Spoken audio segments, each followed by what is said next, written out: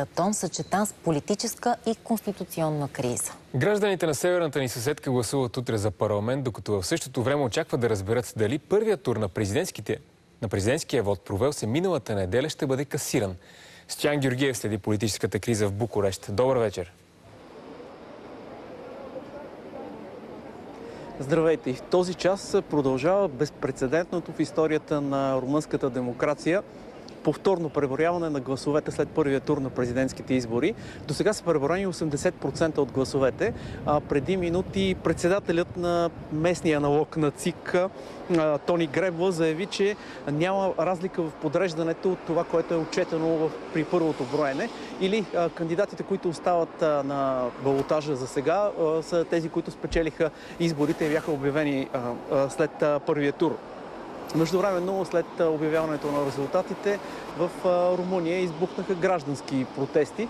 Защо протестират румънците? Попитахме самите тях.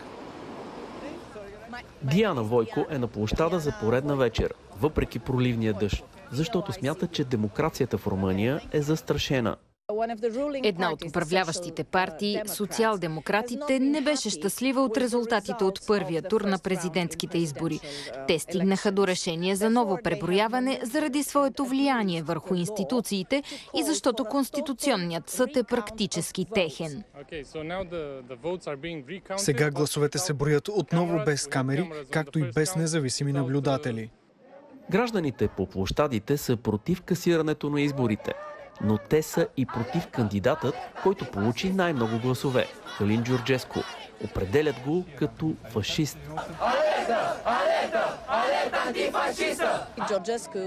Джорджеску говори за алтернатива. Не трябва да сме с Европейския съюз, не трябва да сме с НАТО, трябва да сме сами. Но такова нещо като страна, която е сама, няма.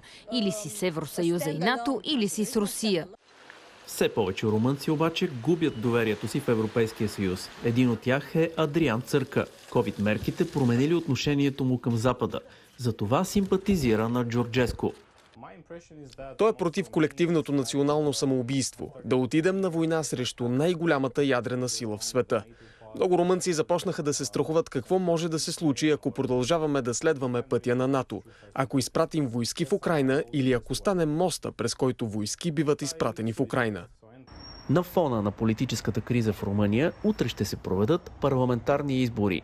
Ден преди очакваното решение на Конституционния съд, който в понеделник ще обяви дали първият кръг на президентските избори ще бъде касиран. Володимир Зеленски